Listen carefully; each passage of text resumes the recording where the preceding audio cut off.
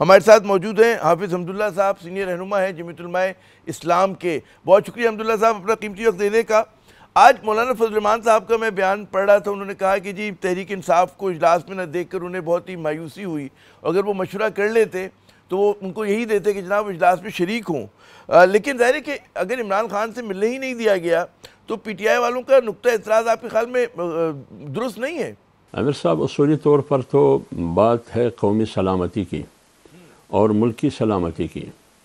آپ میں پوری قوم کا اور تمام سیاسی قوتوں کا اور عسکری قیادت کا اس پر اتفاق ہے کہ ملکی سلامتی اور قومی سلامتی پر کسی قسم کی کمپرومائز کی اجازت نہیں کی جا سکتی ہے، ایک بات۔ دوسری بات یہ ہے کہ قومی سلامتی، ملکی سلامتی جب اہم مسئلہ ہے تو اسی لیے جمعیت علماء اسلام کی قیادت بھی مولانا فضل الرحمان صاحب کی شکل میں وہاں شریک ہوئے۔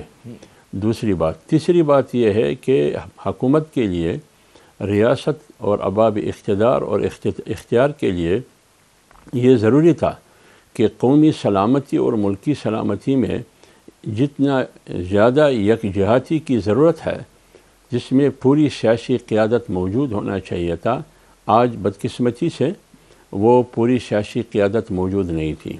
یعنی اپوزیشن کی جتنی بھی جماعتیں ہیں ماشاءاللہ جمعیت علماء اسلام کی، باقی ساری جماعتیں اس پارلیمانی قومی سلامتی کمیٹی میں اور کمیٹی کے اجلاس میں شریک نہیں ہوئے، تو لہٰذا بدقسمتی سے افسوس کے ساتھ یہ کہنا پڑتا ہے کہ یہ جو آج کی قومی سلامتی کا اجلاس ہوا اور جو اعلامیہ سامنے آیا، اس سے یہ معلوم ہوا، بلکہ یہ ثابت ہے کہ اپوزیشن کی جماعتیں اس میں شریک نہیں، اس کی سپورٹ ان کو حاصل نہیں ہے، لہٰذا یہ اس کو آپ متفقہ فیصلہ نہیں کہا جا سکتا، اس کو یکجہتی پر مبنی فیصلہ کہا جا سکتا ہے، تو لہٰذا یہ ملک کے لیے بھی ٹھیک نہیں ہے اور قوم کے لیے بھی ٹھیک نہیں ہے۔ اچھا، یہ جو قومی اتفاق رائے پیدا کرنے کی ذمہ داری آپ کے خیال میں حکومت کی نہیں تھی؟ اس کے پاس طاقت اختیار ہے، وہ روٹوں کو منا کر لاتے، انشور کرتے کہ جناب پی ٹی آئی بھی ہو، اچکزئی صاحب بھی ہوں، دیگر جماعتیں بھی ہوں؟ بالکل ایسا ہی ہے۔ میں تو اپوزیشن سے زیادہ حکومت کو مورد الزام ٹھہراتا ہوں اور ان پر تنقید کروں گا کہ کیونکہ جب سلامتی کی ضرورت ہے قوم کے لیے بھی اور ملک کے لیے بھی، تو حکومت کو جانا چاہیے تھا، ان کو منانا چاہیے تھا، ان کو لانا چاہیے تھا۔ اور دوسری بات یہ کہ اگر ان کا مطالبہ یہ تھا کہ عمران خان کو اس اجلاس میں ہونا چاہیے، اگر قوم کی سلامتی اور ملکی سلامتی کی بات ہے تو پھر 1 گھنٹے کے لیے یا 4 گھنٹے کے لیے آپ ان کی قیادت کو لا سکتے تھے، اس میں کون سی بات ہے؟ ایک طرف عمران خان ہے، دوسری طرف پوری قومی و ملکی سلامتی ہے۔ اگر پی ٹی آئی کی موقف یہ ہے کہ ہم عمران خان کو لانا چاہتے ہیں، فرض کرے ان کا یہ موقف صحیح ہے یا غلط ہے، وہ جانے اور ان کا موقف جانے، لیکن حکومت کو کیا کرنا چاہیے تھا؟ آج یہ جو منظر ہم دیکھ رہے ہیں آج یہ نہ ہوتا۔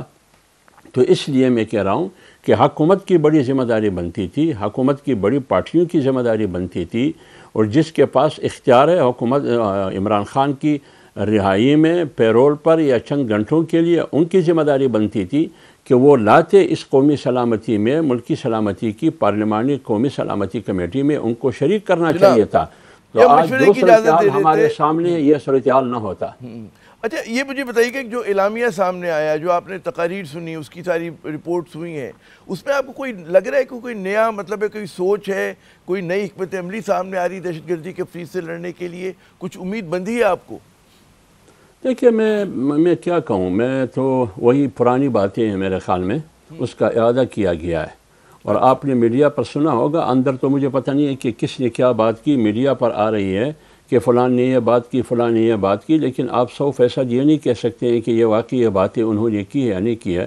اس سے ہٹ کر جو اعلامیہ سامنے آیا ہے، میں اس اعلامیہ کو سامنے رکھتے ہوئے میں یہ موقف دے سکتا ہوں کہ یہ میرا ذاتی موقف ہے، میں یہ موقف دے سکتا ہوں کہ یہ کوئی نئی بات اس میں شامل نہیں ہے، یہ وہی پرانی بات ہے۔ اس لیے میں پرانی بات کہتا ہوں، اگر یہ نیشنل ایکشن پلان کی تناظر میں دیکھیں تو وہ 20 پوائنٹ پر مشتمل تھا یا 21 پوائنٹ پر، تو آج اسی اعلامیے میں یہی کہا گیا ہے کہ اسی نیشنل ایکشن پلان کا پر کام ہونا چاہیے۔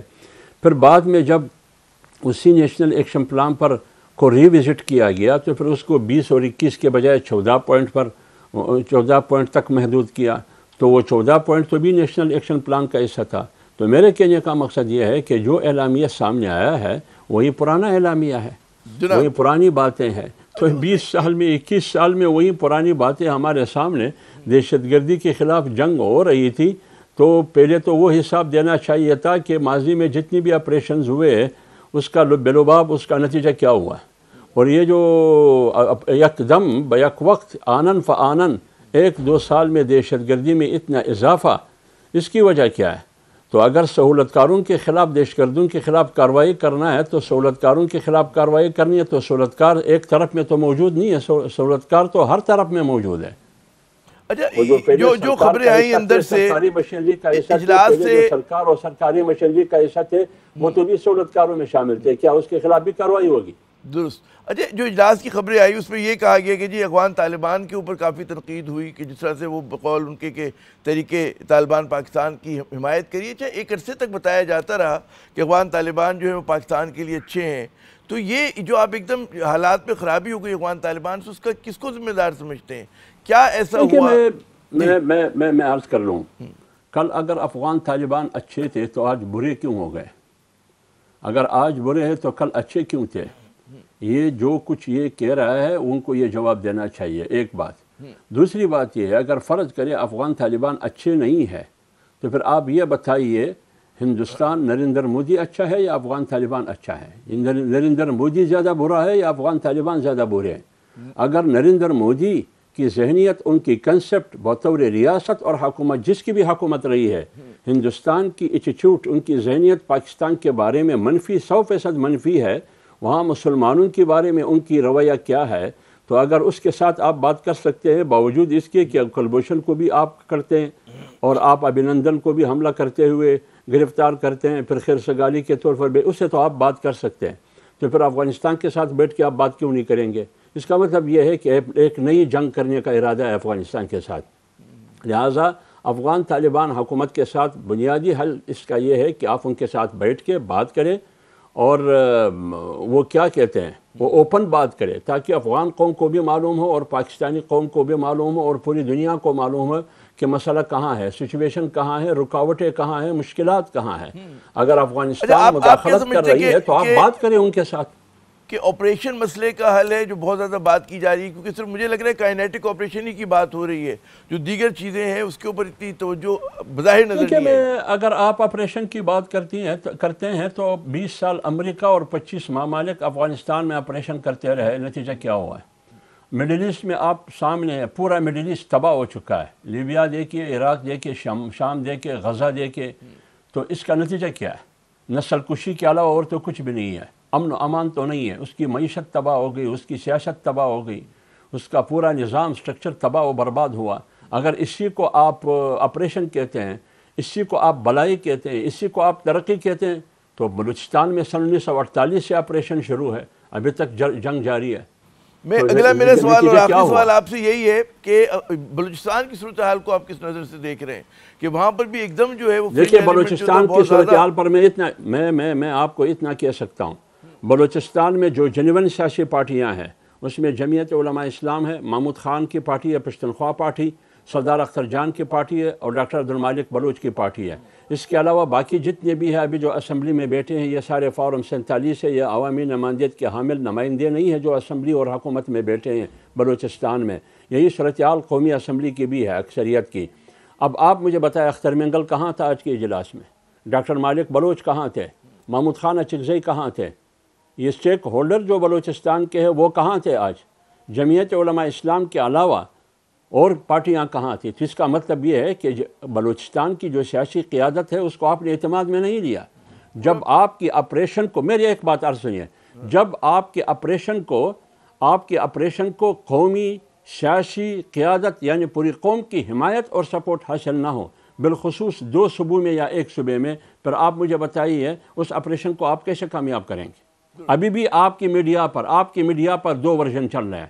ایک قومی سلامتی کمیٹی کا اعلامیہ چل رہا ہے، دوسری طرف اپوزیشن کا اعلامیہ ہے. آپ بتائیں اس سے کنفیوژن میں اور اضافہ ہوگا یا اس میں وحدت آئے گی یا اس سے آپریشن کو سپورٹ ملے گی بڑا یا اس سے اور آپ نے تباہی پیدا ہوگی؟ اہم نقطہ اٹھایا حافظ حمداللہ صاحب، بہت شکریہ، آپ نے اپنا قیمتی وقت دیا.